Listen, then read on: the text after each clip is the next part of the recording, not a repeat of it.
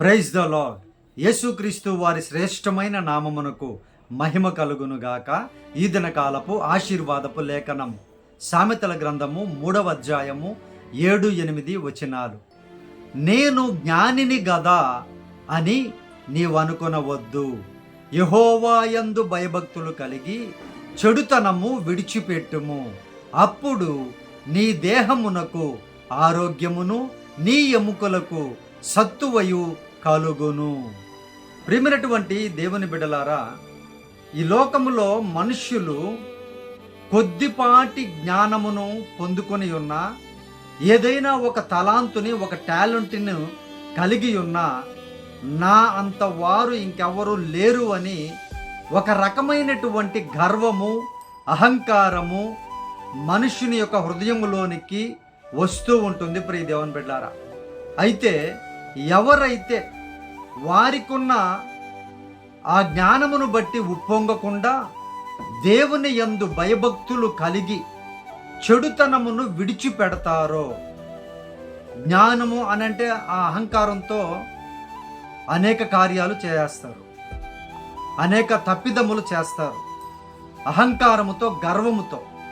అసలు అహంకారం అనేదే ప్రభు యొక్క దృష్టిలో భయంకరమైనటువంటి పాపం. ప్రియ దేవుని బిడ్డలారా, సో ఎప్పుడైతే నిన్ను నీవు అణుచుకొని, నిన్ను నీవు తగ్గించుకొని, నా జ్ఞానము ఏ పాటిది, నేను ఏ పాటి వాడను అని ఎప్పుడైతే మీరు అనుకొని దేవుని యందు భయభక్తులు కలిగి చెడుతనమును, ఏ మాట కానీ, చూపు కానీ, తలంపు కానీ, ఆలోచన కానీ, ఏది కూడా చెడ్డది ఏది రాకుండా ఉన్నట్లయితే అప్పుడు నీ దేహమునకు మంచి ఆరోగ్యాన్ని దేవుడు దయచేస్తారు. అలాగే నీ ఎముకలకు మంచి సత్తువను దేవుడు దయచేస్తాను అని వాగ్దానం ఇస్తున్నారు. ప్రేమైనటువంటి దేవుని బిడ్డలారా, ఇంకా ఎముక అనంటే ఇంట్లో నీకు సాటి అయిన సహకారి కావచ్చు.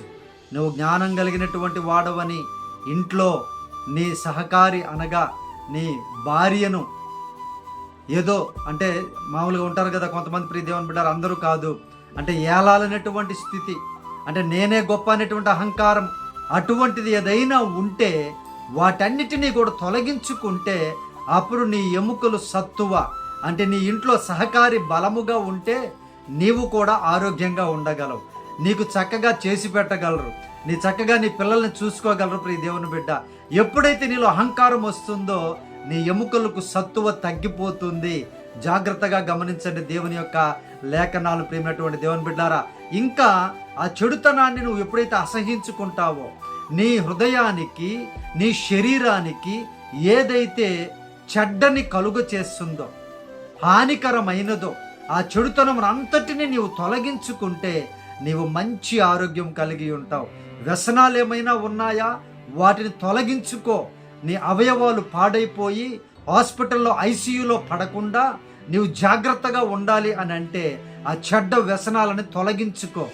అప్పుడు నీకు ఆరోగ్యము కలుగుతుంది. ప్రియ దేవుని బిడ్డ, ఇంకా గొప్పగా నీ నోటిని, నీ నాలుకను చాలా కంట్రోల్ చేసుకో. ప్రియ దేవుని బిడ్డ, ఎప్పుడైతే నీవు రుచికరమైనటువంటి దాన్నే కోరుకొని ఎప్పుడైతే అమితముగా తింటావో నీ ఆరోగ్యం పాడైపోతుంది.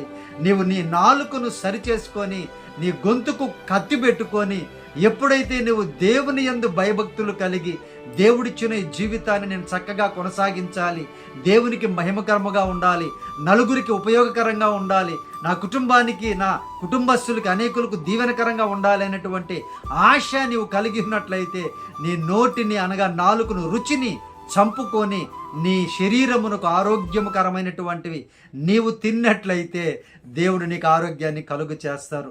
ఇంకా గొప్పగా ఆయన కృప ద్వారా నీకు ఆరోగ్యాన్ని కలుగు చేస్తారు, నీ ఎముకలకు సత్తువని కలుగు చేస్తారు. ప్రియ దేవుని బిడ్డ, ఈ వాగ్దానం చూస్తున్నటువంటి నీ జీవితంలో ఏ అనారోగ్యం ఉందో, ఏ వైద్యులు నయం చేయనటువంటి జబ్బులు ఉన్నాయో, ఏ భయంకరమైన మానసిక స్థితి ఉందో, వాటన్నిటి నుండి విడుదల చేయగలిగిన దేవుడు యేసుక్రీస్తు వారు.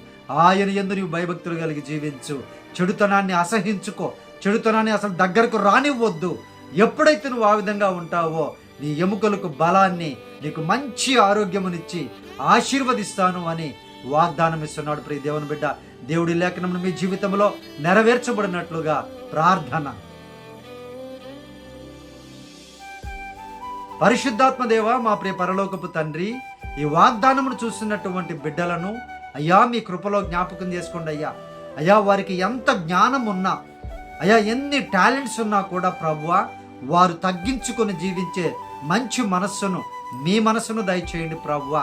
పరిశుద్ధుడా, మీరే సహాయము చేసి అయ్యా మీరే నాయన వారికి మంచి ఆరోగ్యమును కలిగించండి.